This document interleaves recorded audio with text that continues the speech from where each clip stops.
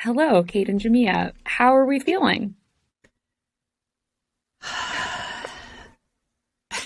Exhausted, I just kept thinking this morning, exhausted and yeah, I just grieving. kept thinking this morning, like the new normal is constantly exhaustion and like emotional peril. It's so true. I was thinking about the Adam Serwer book, The Cruelty is the Point. And even though we know that the cruelty is a point, it still is biting every time they stick the knife in deeper. And although we knew this was likely to come, the leak was a trigger. And so it's both. I'm exhausted because I was up weeping last night, and I also had this moment of texting with friends and colleagues and people who were also up saying, can you sleep? I can't sleep. But then seeing my husband sleeping and then being mad that he's sleeping at 12:30 a.m., sort of irrationally, but also the metaphor, I mean, it cannot be missed, Yeah. that he can sleep through it, even though he's horrified like we are. He could sleep. I could not sleep. Yeah, Yeah. Let's talk about. Oh, go ahead, Kate.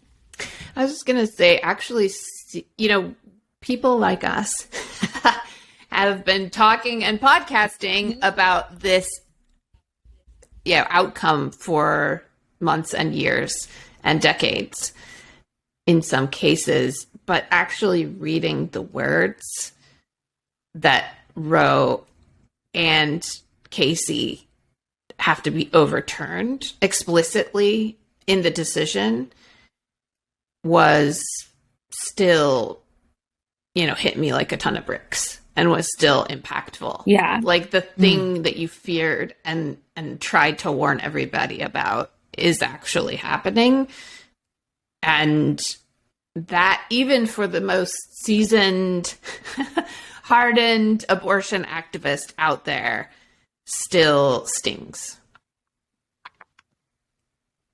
So I want to talk about all of these things. Let's start with the leak itself. It feels like this was an unprecedented thing to happen in an unprecedented case. The fact that this draft was leaked, especially, it feels like the Supreme Court is notoriously buttoned up. So, what's your take on what went down and how this will affect debates on already a very intense topic?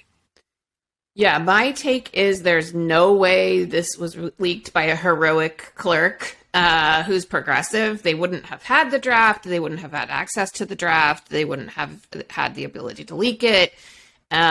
This, in my opinion, was definitely an inside job. I think the intention, could be pretty obvious that they wanted to leak it in advance of the actual decision coming down to inoculate people. So they leak it two months in advance. They give us, 2 months to freak out. And then when the actual decision comes out, they like slightly water down the language. So it's it wasn't as bad as we thought it was going to be. And B, we knew this was coming. And so I think it's like, they're evil geniuses, and they every single move is intentional. Every single move is planned out and has been planned out for a very long time. And so I think this is in line with that. It makes sense to me that the decision was linked by them in order to curb the tide of rage.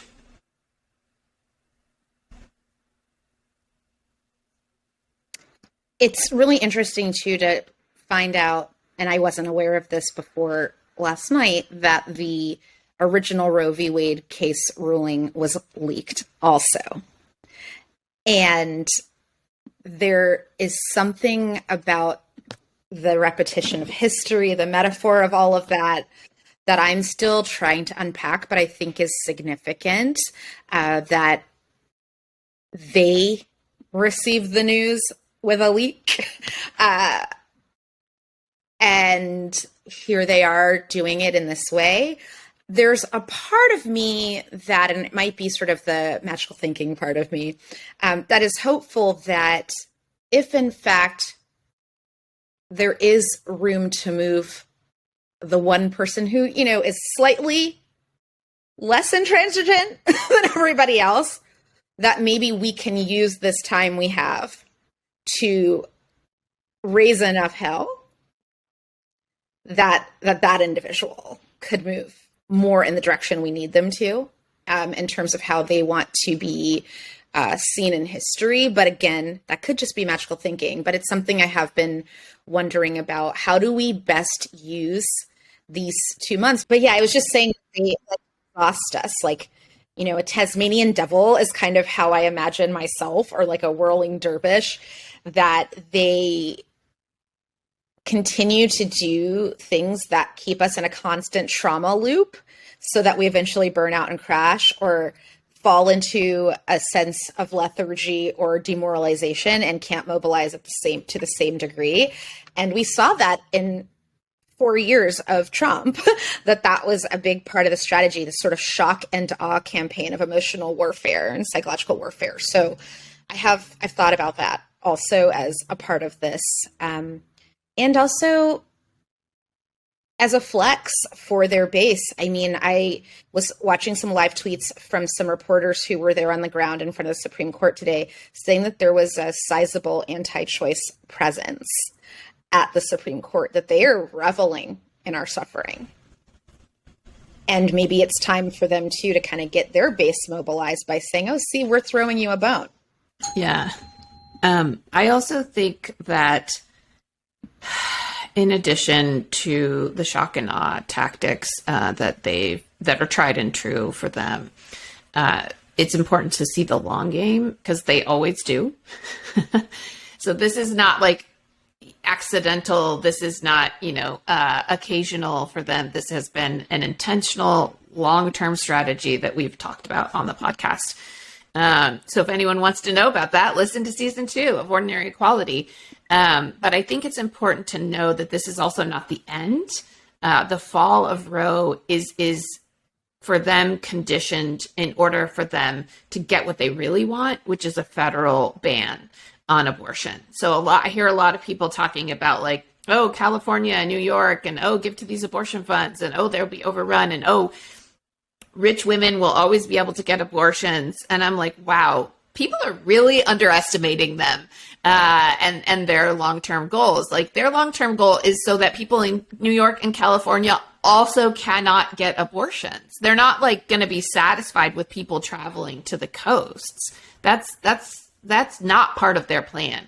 Their plan, getting rid of Roe, is one domino in their long-term strategy, and it is the thing that is keeping them from having a federal ban. So once Roe is struck down in June, as we have now seen explicitly that it will be, then they will try to win the House and the Senate and pass a federal ban on abortion, so that you can't get one in New Mexico, you can't get one in California, you can't get one in New York, you can't get one anywhere.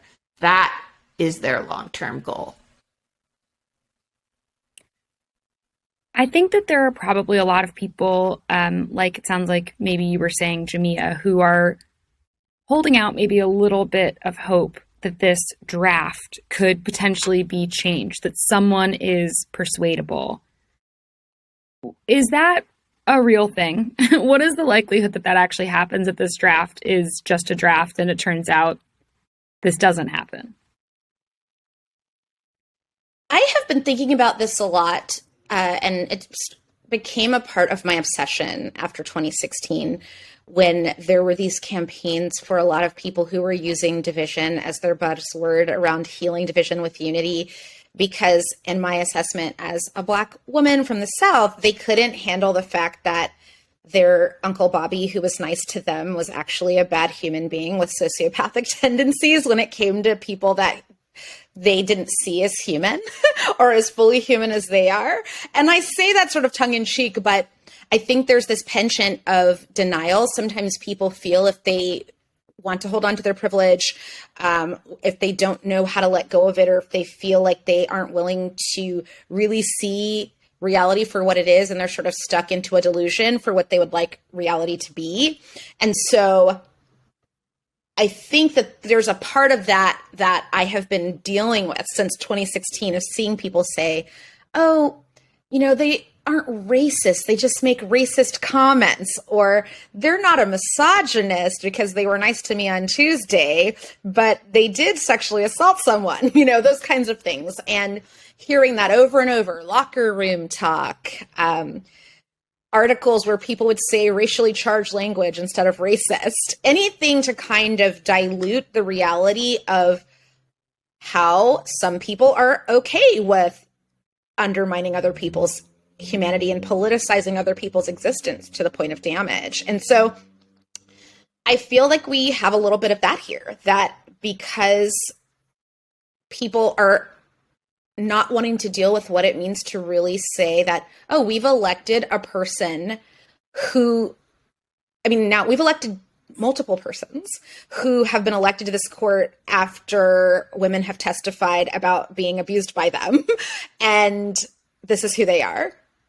We have elected people to this court who have said that they are fine and complicit with racism. Sort of seeing how Justice Roberts, for example, is being painted now as a voice of moderate reason when I think about the fact that he was okay with putting a young Black child in handcuffs because they ate a French fry on the metro. It's just an interesting sort of revision. And I think it's in alignment with that, this idea that they want to find a silver lining somewhere. They want to find a kindling of goodness because it helps their love and light worldview. And I don't know that that's going to get us free. In fact, I know it's not. And so not wanting to be dour, because I do believe that change and transformation is important. And I do believe in hope. I don't think we get there based on what we've seen in history without organizing, or as Frederick Douglass taught us, that power concedes nothing without demand. So it's just something I'm thinking a lot about, and how to move those people who are kind of still stuck there. They want to believe that the good hero is going to come in and save us all. And what we've learned from the COVID response and from our government, what we've learned from so many things that have happened, is that we've got to learn how to make certain decisions and discern and govern ourselves. That's the big takeaway I have learned since 2016, is to follow my own moral compass and that of the collective community that I trust, and find the people to elect in power who align more closely with those values. And I just think it's hard because I feel like there are a lot of people who feel uncomfortable with that because they think it challenges the way the system's built.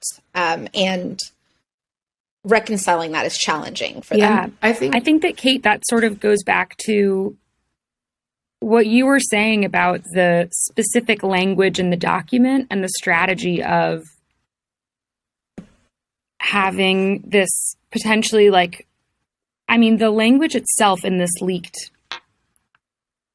decision is really intense. That I was surprised by some of the vitriol of the decision, that Alito calls Roe's reasoning exceptionally weak and says it was egregiously wrong from the start. Mm-hmm. And it seems like perhaps what you're saying is that they're playing into this this idea that those in favor of choice are gonna look for a silver lining in June when this comes out, that we're not gonna be able to keep up the momentum. So how do we fight against that? How do we make sure that that doesn't happen? Yeah, so kind of like Jamia said, when people tell you who they are, you should believe them. And we have this decision, so we know who they are. It's explicit, it's written out, it's not mincing words. And so even if the language is slightly watered down in June, we should believe them. We should understand that this is their long-term goal. We should understand that even if they water down the language so that it's more palatable politically, the effect of what is going to happen is to completely eliminate Roe. But I think going to what she was talking about institutions, we cannot believe in, uphold, or participate in institutions that violate our human rights. And there's a difference between a human right and a constitutional right. A constitutional right comes from a piece of paper. A human right comes from being a human. And access to abortion care is a human right. So it doesn't matter what the Supreme Court says. It doesn't matter what the Constitution says. Abortion is a human right. And we will continue to get abortions and help people seek abortion care, whether legal or not. So let me repeat that. We will keep getting abortions, whether legal or not. This court cannot stop us. It will not stop us.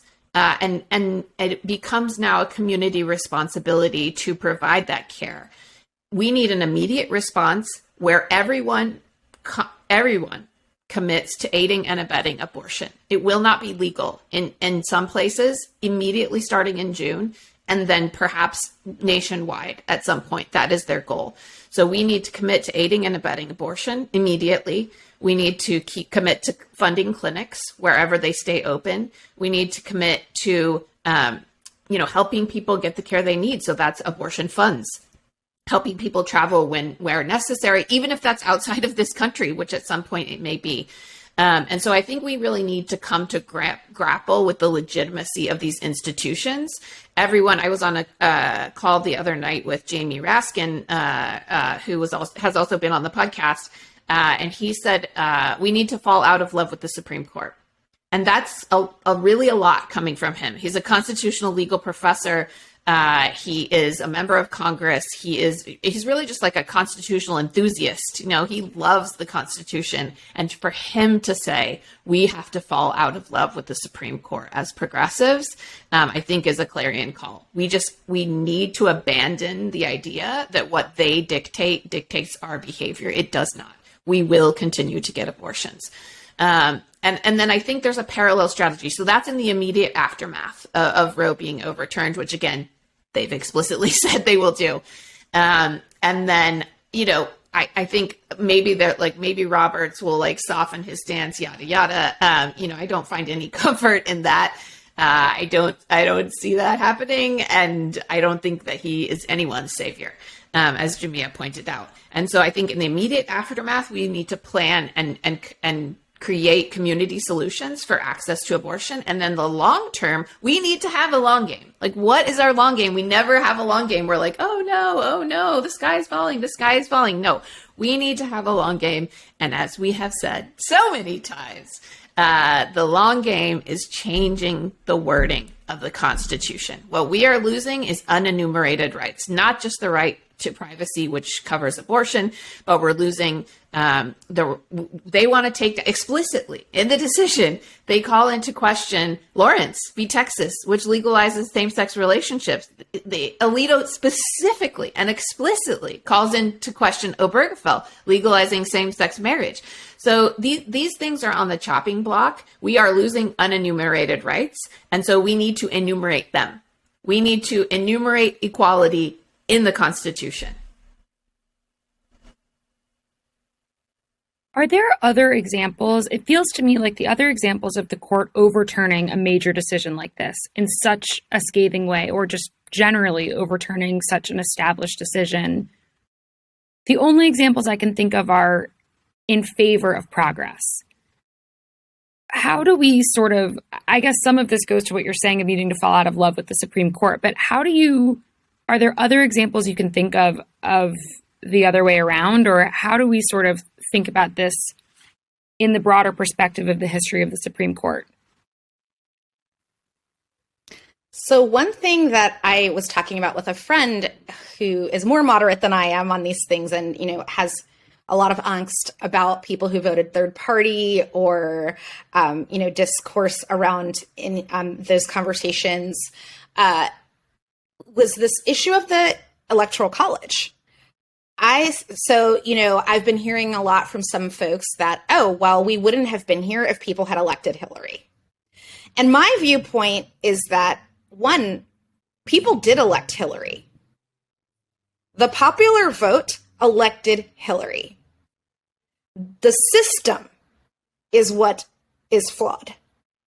The Electoral College emerged out of slavery politics and policies that benefit cis-het white male landowners, just like Roe v. Wade benefits cis-het white male landowners. And they are using a document created in 1776 with all of the cultural and political conditions they had then to try to bring us back to that moment, because they see that they need to grasp back into backlash and regression in order to continue to maintain their unearned privilege and domination.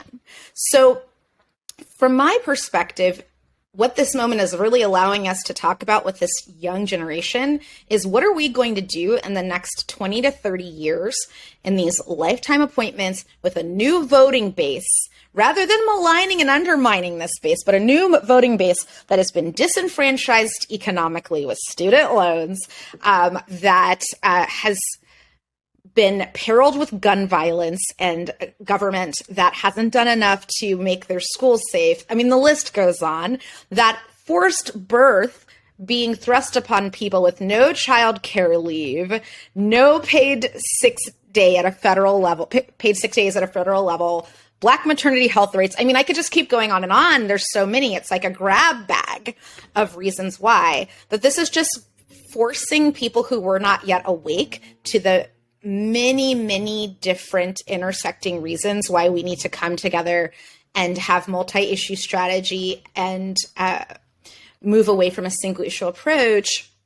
We'll realize that these systems need to be re-envisaged, which is why I love that we're talking about this on Ordinary Equality, because with the ERA, I also believe it'll be a way to bring in more younger voices into that space, because this is such a clear illustration of how this is this generation's fight too, for so many reasons. So I'm not excited. I'm outraged, furious, but also looking forward to the fuel that this is going to give to a new generation as leadership begins to transition, and some of the people who are causing the problems will no longer be at the table.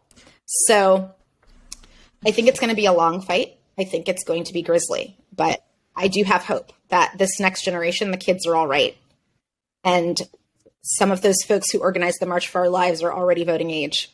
And so I'm just really excited to see what happens when those people start running for office, and I think it is important, like Jenny, like you pointed out, that things can go backwards. We tend to think like, oh, it's this, that quote about it's the arc of justice, the moral arc bends towards justice. I don't think that's true. Things can go back. You think of other countries, Iran, where women walked around freely and, participated in civic life. And then there was a complete backlash. So things can go back. Authoritarian governments can, you in your lifetime, you can have something and it can be completely stripped away. And so I think it's important to put that in the context of what's happened in other countries. That's what's happening in our country now. So we can see that it has happened in other places. But on the converse, what's happening in other countries with abortion right now is the opposite. You have Ireland legalizing abortion. You have Chile. You have Argentina. You have Mexico. You have all of these countries in the past year or 2 years completely legalizing abortion. Catholic majority countries, very conservative countries making progress on abortion rights, and the way that they've done it in those countries should inspire us. The way that women have marched in the streets, the way that women refuse to comply, in Chile and Argentina, they're burning down cathedrals. They are like literally lighting things on fire. And I think it's important for us to take from their example, again, that we do not comply with unjust laws, that we become ungovernable, and that the Supreme Court realizes that by handing down this decision, they did not get what they want. What they got was an unquenchable fire of outrage against the limitation on our human rights. And we've seen that in other countries, and it works. And it can work here too.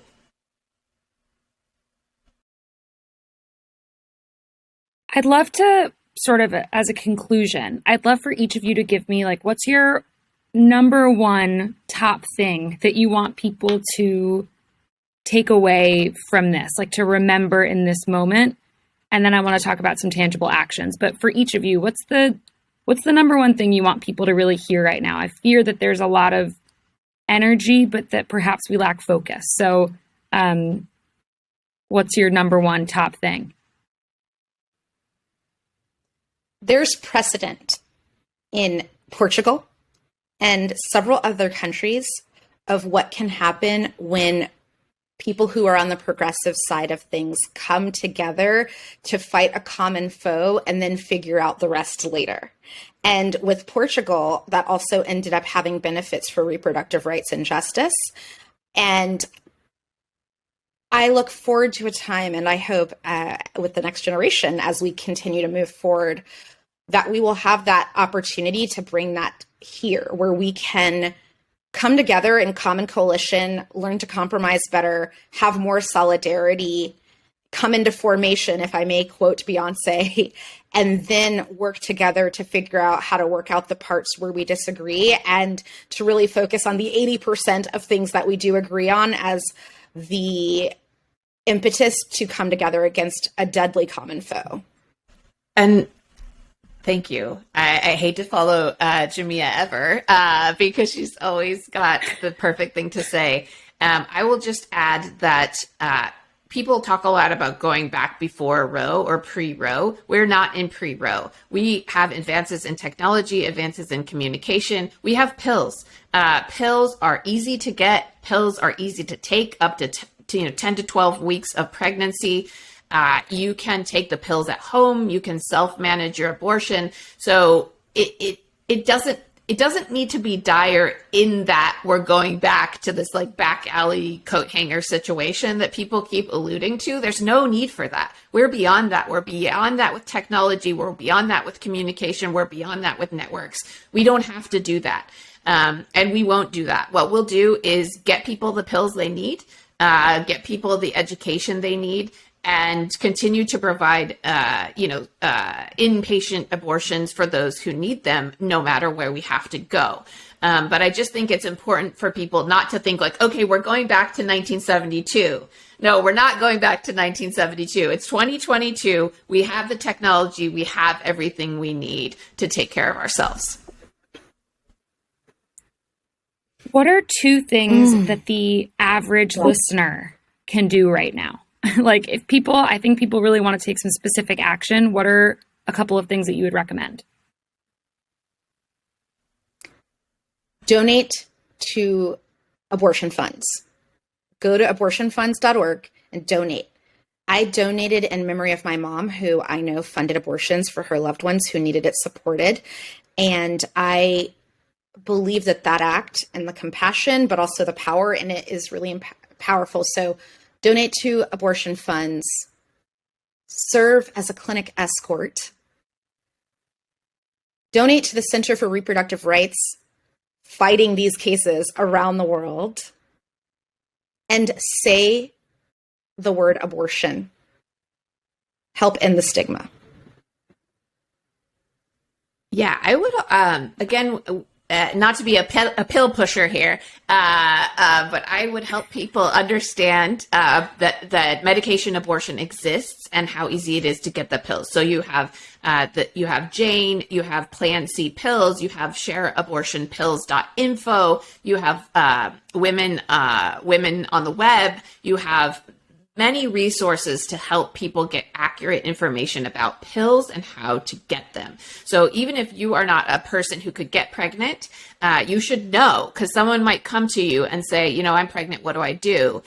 You need to know where to get pills, where to get them help, where to get them a doctor who can treat them, no matter where you live. So that's the first thing. Find out about pills. Mifepristone and misoprostol are the two pills. Just learn about those. Google oral misoprostol and mifepristone, just so you know what they are and how to get them. That's I think the most concrete thing that people can do in addition to, of course, donating to funds. I would also go to Keep Our Clinics.